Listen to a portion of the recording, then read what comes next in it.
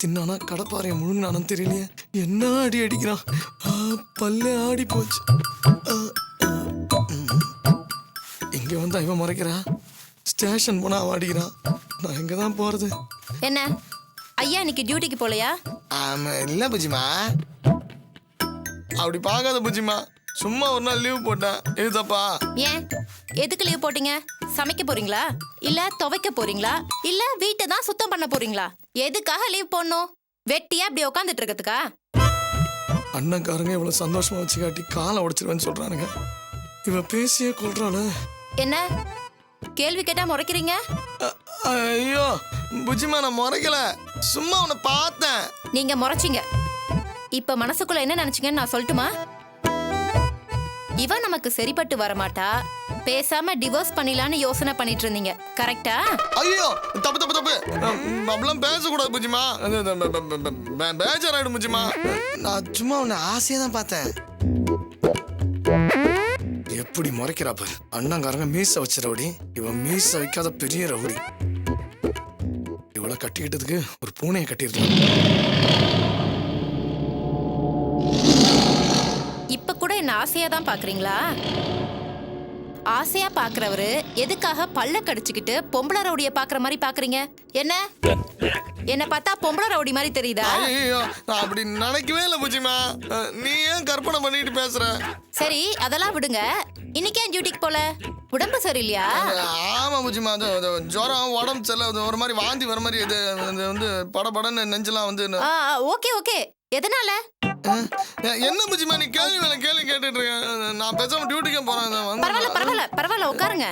போனா போகுது, ஒரு நாள் தானே, இருந்துட்டு போங்க.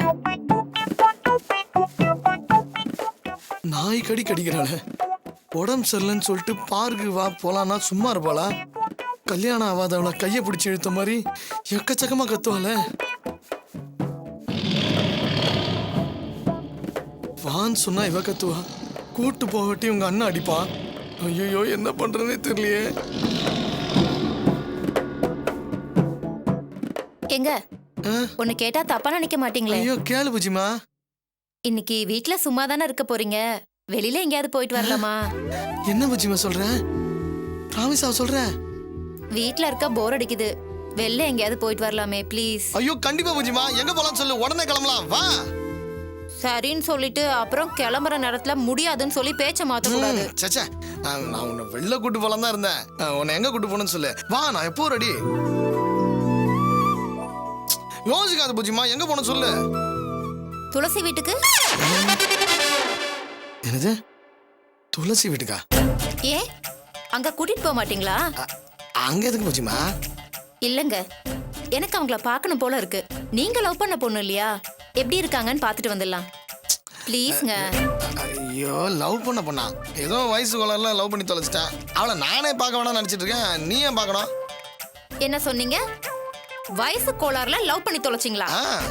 அது உங்களோட ஃபர்ஸ்ட் லவ். அது ஏன் வயசு கோளாறுன்னு அசிங்கமா சொல்லிட்டீங்களே, அப்ப செகண்ட் டைம் லவ் எப்படி சொல்லுவீங்க? என்னையும் வயசு கோளாறுல தான் லவ் பண்ணீங்களா? ஐயோ புஜிமா, நான் உன்னை சின்சியரா டீப்பா பிராமிஸா லவ் பண்றேன். இல்ல நீங்க போய் சொல்றீங்க. லவ்னா என்னன்னே தெரியாத ஒரு ஜடத்தை நம்பி நான் மோசம் போயிட்டேன். இப்படி ஒரு மரக்கட்ட மனுஷனை லவ் பண்ணி என் வாழ்க்கையே வீணா போச்சு. ஐயோ ஐயோ அழ ஆரம்பிச்சிட்டாலே, கண்ணில் தண்ணி வர வருது. சத்தோண்டா இன்னைக்கு.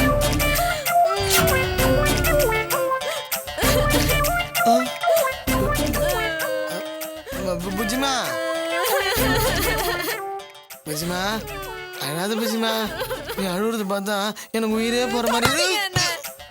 லவ் பண்றதா சொல்லி என்ன ஏமாத்திட்டீங்க, நான் நம்பி மோசம் போயிட்டேன். ஐயோ நான் புஜிமா சொல்றது கேளு புஜிமா.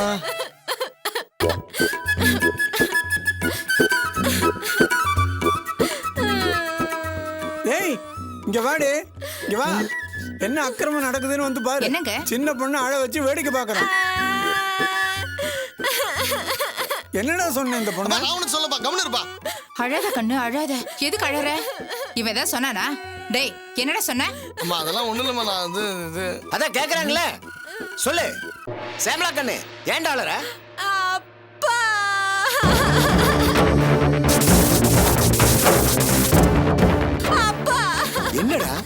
என்னாச்சு? அழாது அழாது. ஊரெல்லாம் அழுதாளு உன்னை கண்கலங்காம பாசமா வளர்த்தனே, இப்படி அழுகிறியாடா? என்னாச்சு?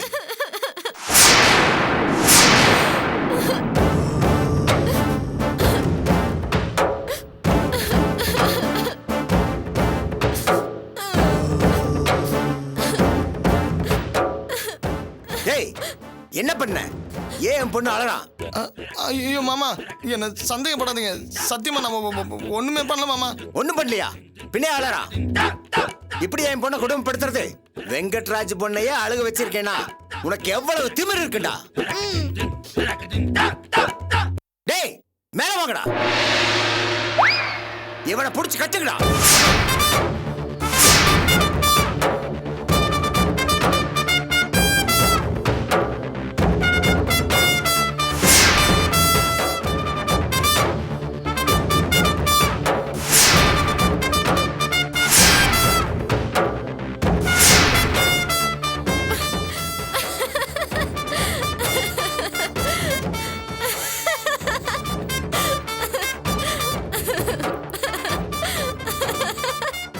என்னப்பா ஏமாந்துட்டீங்களா?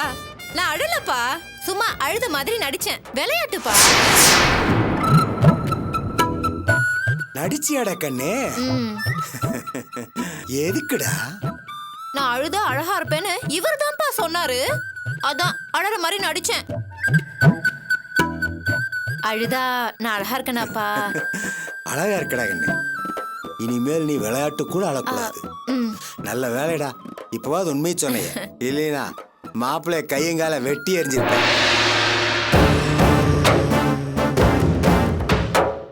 கையை காலை வெட்டுவியா? நீ மாமனாரா இல்ல கசாப்பு கடைக்காரனா?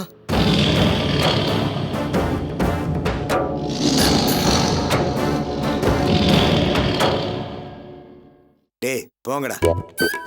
என்ன மாப்பிள்ள பயந்துட்டீங்களா? நானே என் பொண்ணு மாதிரிடா, சும்மா விளையாட்டுக்கு மிரட்டினேன், தப்பா நினைச்சுக்காதீங்க. ஏய் கொண்டு வந்த குடுடி. இந்தம்மா. என்னதுமா?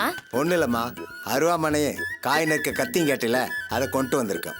அப்படியே உங்க அம்மா ரத்த பொரியலும் குடல் கறி சமைச்சு கொண்டு வந்திருக்கா, வா சாப்பிடலாம். வாங்க சம்பந்தி, குடல் கறி சாப்பிடலாம். வாங்க சம்பந்தி, சாப்பிடலாம் வாங்க.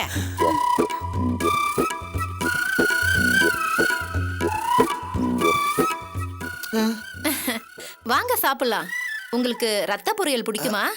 வேணாம் பூஜிமா, எனக்கு ரத்தத்தை கண்டா காய்ச்சல், அலர்ஜி, குளிர். என்னை விட்டுரு, நீ போய் சாப்பிடு.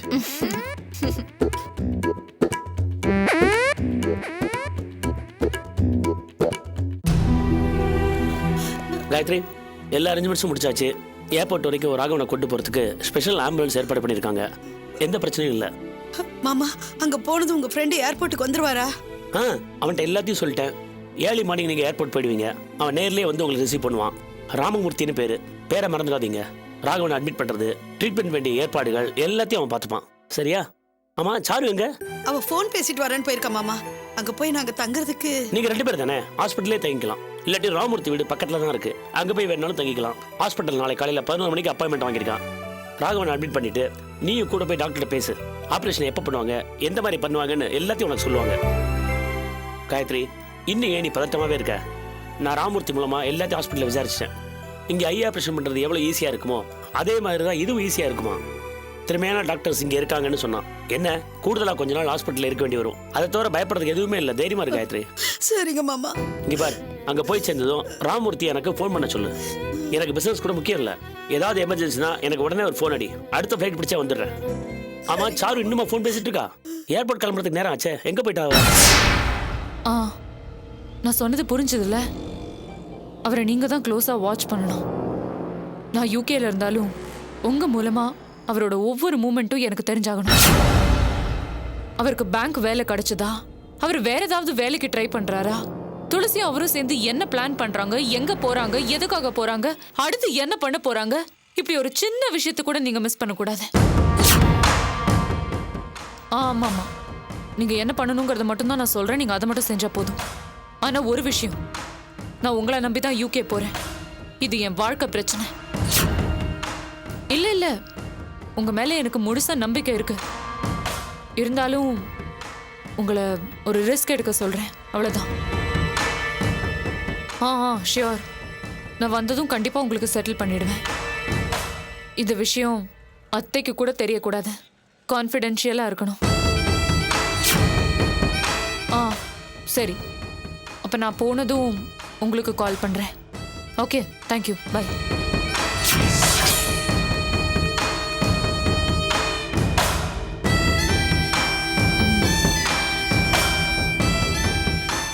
You have done a great job, Mrs. Tamilarasu.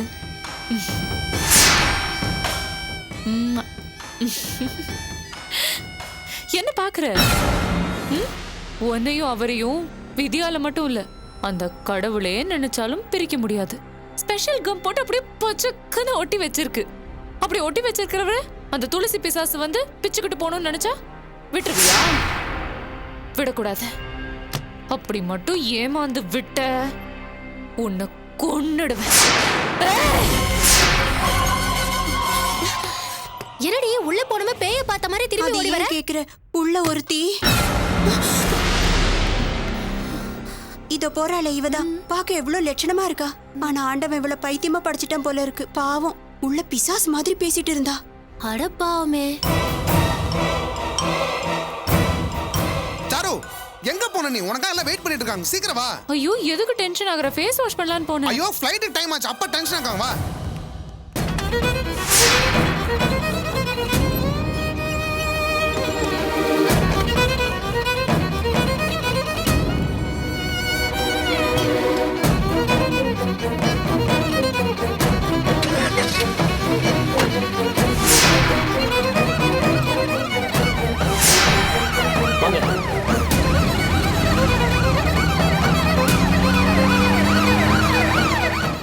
குட்டிமா, குட்டிமா, வரேன். குட்டிமா, என்ன கூவி கூவி வித்துட்டு இருக்கீங்க? ஜோ குட்டிமா, குட்டிமா, குட்டிமா, என்ன குட்டிமா, நீ காணோட தவிப்புல நான் வந்திருக்கிறேன். நீ என்னடா? கைய விடுங்க. நான் சமைச்சிட்டு இருந்தேன். சமைக்கெல்லாம் ஒண்ணும் தேவையில்லை. ஐயா இன்னைக்கு சந்தோஷமா ஜாலியான மூட்ல வந்திருக்கிறேன். இந்தா முதல்ல இந்த ஸ்வீட்டை சாப்பிடு. எதுக்கு இப்ப ஸ்வீட்? சொல்றேன், நீ முதல்ல சாப்பிடு. சாப்பிடு. போதும் போதும், விஷயத்த சொல்லுங்க.